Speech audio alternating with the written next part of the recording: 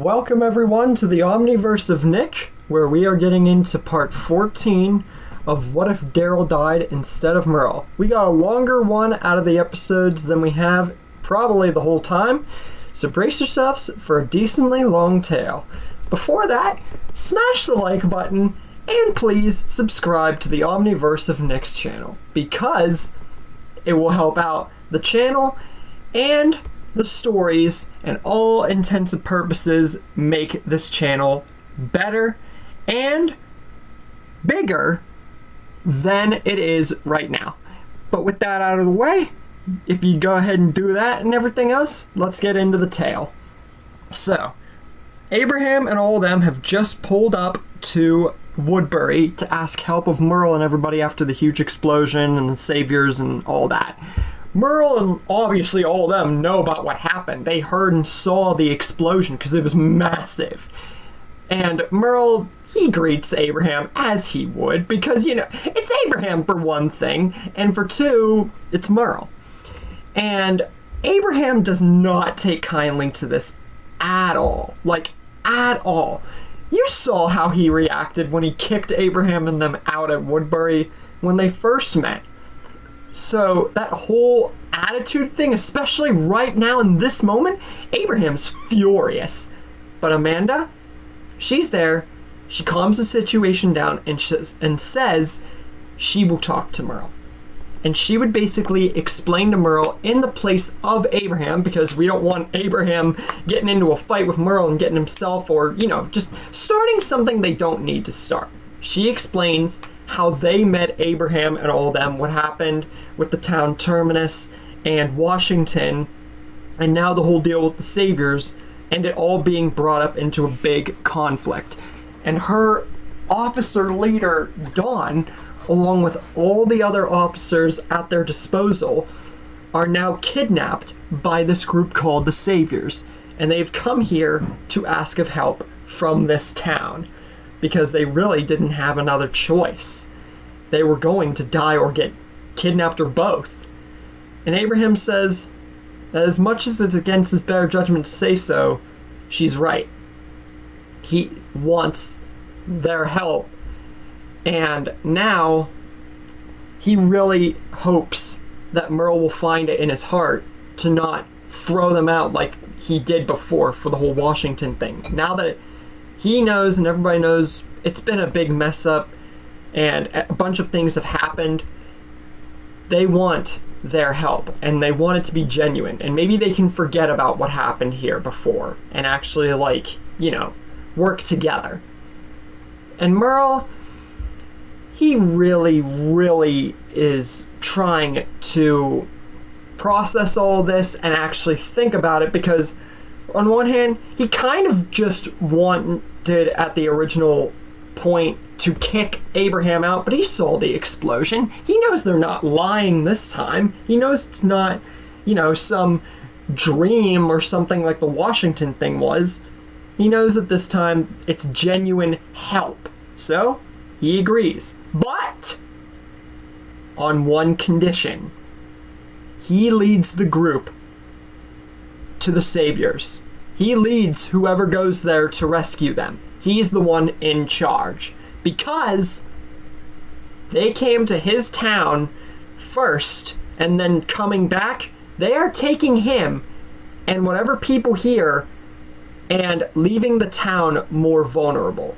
So if they're going to do this, they're going to do it his way. They're going to do it on his terms, because he's the one having to leave his town and what he's built here for this, to get involved in a war that they're not part of. And if Abraham and all them can agree with these terms, he'd be freaking glad to help. But just know that after this, he's coming back to this town. He's not leaving this town forever. And Abraham, he would agree with this, and at this point, he's starting to understand Merle from a better perspective, because Merle's actually wanting to help him. That's all Abraham wanted, was some genuine, like, back and forth resolvement and, like, working together, you know? Now here's the real question. Who's gonna go to the sanctuary? Who's going to go on this big rescue mission? Well, the group goes as such. Merle, Amanda, Andrea, Mitch, Martinez, Michonne, Rosita, Carol, Rick, Abraham, and Glenn. Those are all the people that we got going, alongside maybe a few extras, but it really isn't necessary with the people we got here, especially if you've seen the weapons and everything that I've built for them in the story. What other help could you need? And before they leave, Merle makes a speech to the town and to everyone that even though they're leaving the town and going to start this war, or, kill these people and get the people from the cops back and everything, they're doing it for the town, and they're doing it for Daryl Dixon's memory, and that they will win and succeed, and they will come back to the town alive. And the crowd and the whole town cheers for Merle's words. They are literally inspired by the way that Merle has carried himself and what he's built in this town, and how all of it has built together in this big moment. And it's reminiscent, literally over 3.5 seasons early, to the season 8 ending war against the Saviors, except this time it's so much different. And Rick even takes a minute before they go and on their way to the sanctuary, and says to Merle how proud he is of Merle.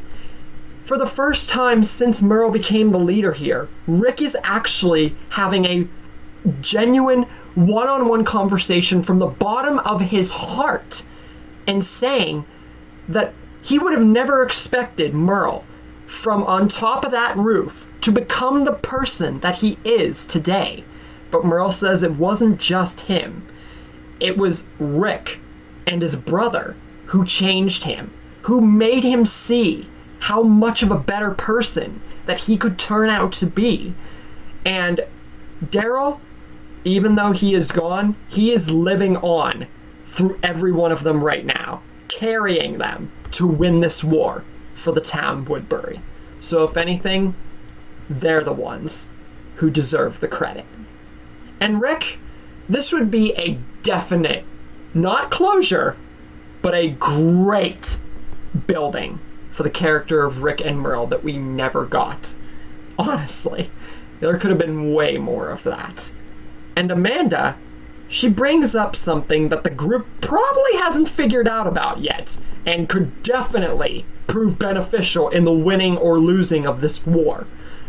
How are they going to get there without getting, surprise attacked like they were before they got to the sanctuary? They weren't even near the sanctuary. They were it was in the distance, but it was close enough that they were able to get the upper hand, and that's why O'Donnell and everything like that happened. But Merle says they got a plan for that. What they'll do is stop at a farther distance from where Amanda and her officers were, farther from where they were. They're obviously not going to the same place. And they'll use the tank, blow up the top building, and basically, if it doesn't kill the leader or any of them, then they can just rescue them after killing all the Saviors. But if it manages to kill the leader, Negan, whoever he is, it will make things infinitely easier. And this is a pretty straightforward, good plan. This is a very sneaky way, and it won't get them assaulted or surprise attacked. Meanwhile, at the sanctuary, while this is going on, Negan and the Saviors are talking about the explosion. And still, Negan not worrying too much, but saying that if something happens, remember, they still have Dawn and the officers as leverage, and sooner or later, they might have to find them themselves. But before any Savior can talk, or while they're talking actually, a tank in the distance, far off in the distance, goes off with a bang. And before any Savior can react, and while they're mid-talking, an explosion goes off at the top of the sanctuary. And this explosion from the tank disrupts the building a lot, and it takes out a good chunk of it, killing Gavin, injuring Simon, and injuring Negan. So, Negan and Simon are still alive, but now Negan is angry. Not only has a huge chunk of their building just been destroyed, but it's random people that he's assuming now are the people who killed his men back at that place from where they saw the explosion, and now they've just lost Gavin. So now he's pretty freaking angry. And he says to the Saviors to gather themselves and prepare for battle, because now there's no going back. And Merle and everybody else from the distance, seeing the explosion, sense the opportunity and rush towards the sanctuary from where they are. They're going full speed. And Merle, seeing that the Saviors must be in some kind of disarray because no one's out in the sanctuary yard, he devises a plan like Rick did at the beginning of season 8 with the cars with the, the shields and that whole deal. And Merle is the head of it instead of Rick. And gets a megaphone. Ironically, this would be very weird for Merle to have a megaphone, and I think it's kind of a funny picture, but here's what he does. He's the one, instead of Rick, at the head of it all, obviously, and he says for Negan and any other Savior to come out and drop their weapons, or more. Whoever else has died in there and died at Washington, there will be a lot more if they don't put down their weapons and give Dawn and the officers up. Negan comes out with his usual gusto, injured, but still keeping up a routine of being Negan. Since this is very early Negan, mind you. This is season 5 territory. And he says, shooting a tank at their home is no way to greet new neighbors. And he's about to go into a Negan spiel when Merle just puts his fingers to his lips to shut Negan up, because he doesn't care, and says that this ain't his show, it's Merle's. They have people that they want. Now, they can either give them up, or there are going to be more deaths. And the reason that they have come here, reason why he's come here, is because they were dragged into a battle that wasn't theirs. But he is going to start and end it, depending on how Negan wants to play it. Like he said, they can hand over Dawn and the officers peacefully, or it'll lose a lot more than their people and their home here. So he asked Negan what's it gonna be, and to choose wisely. And Negan, he doesn't know how to think about Merle at this point. He's just shown up, blown up his home, killed his people, and asks for people in return, and it's like, Negan's not going to take this lightly, and smirks at this, thinking that Merle is getting ideas above his station, and beginning to go on yet another Negan rant, but he doesn't get to, because Andrea, now representing much more of her comic self, because I mentioned the, sniper, shoots a rot to prove a point. And Merle at this point is losing patience, because he gave Negan very clear options, and to see him go off and try to make more, drama when there doesn't need to be is just annoying him. And Negan's the one getting annoyed now and asks Merle, who do you think you're talking to? You don't get to show up to my home, blow up my home, and kill my people, and then just get off scot-free with the people here that you want. You're not the one who runs the show. I am. And grabs his walkie to call more Saviors, but then promptly gets shot in the hand by Andrea. And Merle is just laughing at this point, because Negan just keeps trying to prove that he's better or above Merle and everybody else.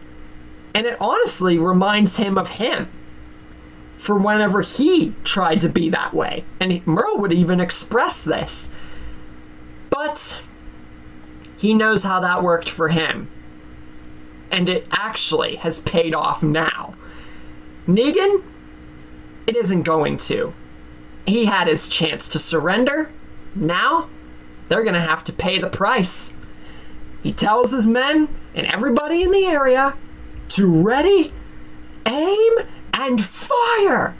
And at that moment, Merle himself, along with everybody else, fire their guns repeatedly without any signs of stopping, along with Mitch firing the tank also with every fast-paced movement of the tank that he can operate.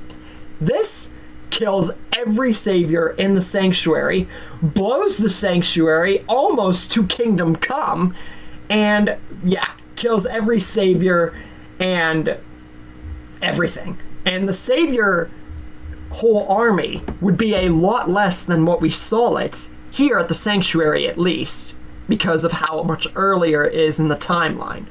Dawn sees this as an opportunity and gets her cops and prepares to book it the frick out of there before they get killed in the crossfire. But Negan, Simon, and the Croat, who managed to escape the impending bullets and fire and destruction, grab them and hold them at hostage point. And now Negan has the advantage again. And Merle yells out at Negan, seeing this, and says, this could have been handled better. And he gave Negan very clear choices.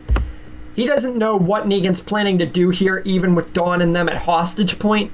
But whatever they're planning, it's not going to work. And they better hand them over now. But Negan has lost it at this point, and bangs his bat against the railing of the entrance to the sanctuary, which is crumbling at this point, and says, no. Now they're going to play by his rules. Merle and them had their fun. But Merle raises his gun, and this is a contest of wills at this point. Merle's will versus Negan's resolve to be like above everyone and everything like that. So neither party is going to give up here. And this is why whenever I make my Merle meets Negan remake, it's going to fit so much better because of how similar Merle and Negan are. It's literally like Negan is battling with himself, and he did in the show. And Negan says, now they're going to play things his way. There's only one way that they get out of this. Merle steps forward, gets killed by Lucille here, and everybody gets to work for him peacefully and no one dies. Or every single one of them die, including Dawn and the officers. And he tells Merle that if they don't do this, he has way more saviors than what Merle saw here. The battle is far from over. Merle just stares at Negan for a sec. Once again, contest of wills. But then he smirks and drops his weapon. And everyone's surprised by this, but Merle motions for them to comply, indicating it seems like he has a plan. And everyone just drops their weapons, thinking that, some of them thinking, almost maybe none of them thinking, that this is the only way. But also, Merle might actually have a great plan here. Negan then motions with Lucille for only Merle to step forward. And he does. This is almost too easy. And now, Merle and Negan are standing face to face, right in front of each other, at the helm front of the sanctuary, which is crumbling in fire, by the way. And then Merle just smirks and says, this is what he wanted, right? And says to Negan, before he kills him, he has one thing that he wants to point out to Negan. And it's to never trust anyone. And at that moment, slash! Merle uses his sword hand and cuts Negan's head clean off. After that, he holds up the sword hand, which is blood red, and that indicates to everyone to fire away. Simon is killed in the crossfire, and the Croat tries to avoid any gunshots, but he gets shot in the ear like he did canonically. I don't know why I said canonically. That's weird. It's like an extra I in there. But one shot actually gets him. Carol manages to get the Croat straight in the neck with an arrow. But before the Croat falls dead to the ground, he says one thing. They didn't win. And he presses a button right near him and falls. Merle doesn't know what to think of this, if this was just the Croat or the Saviors just playing till the last breath. But then his eyes get big because he realizes what that was. And he tells everyone at the top of his lungs to scatter, because with the Croat around, this would actually bring very attention to detail traps, and there are underground bombs and mines under the ground of the sanctuary. And I've played the Croat very good in this regard in my Governor and Negan remake. So, yeah. Explosions go off all around the area. The tank gets destroyed. Rest in peace, tank, which I've really never destroyed before. And, by extension, Mitch. Along with Dawn, Amanda, and all the other officers getting killed. So, I bet after this specific revelation, you guys are probably thinking to yourselves that the whole point of Merle and everyone getting out of Woodbury on this rescue mission and everything was pointless, just to kill the Saviors and make Merle and all of them look sick and overpowered, right? Well, it's kind of how the story was playing out in that regard, so I couldn't really stop that. I couldn't just nerf them.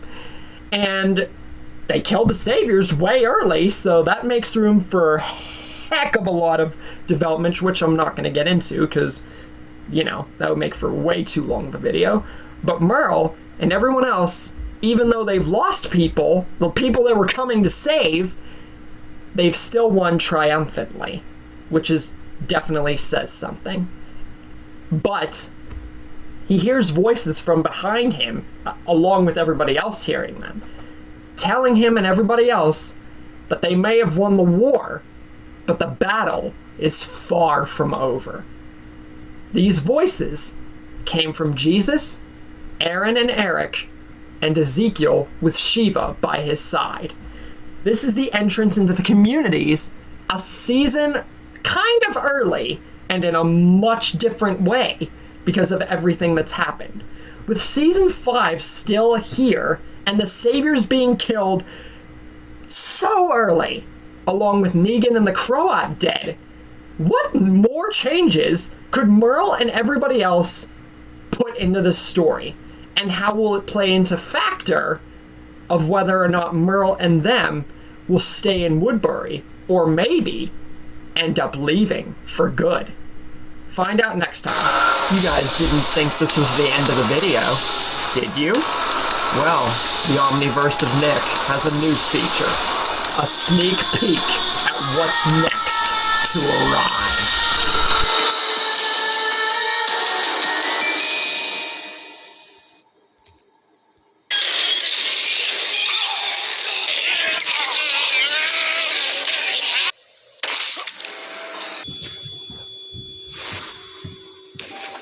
Back to it.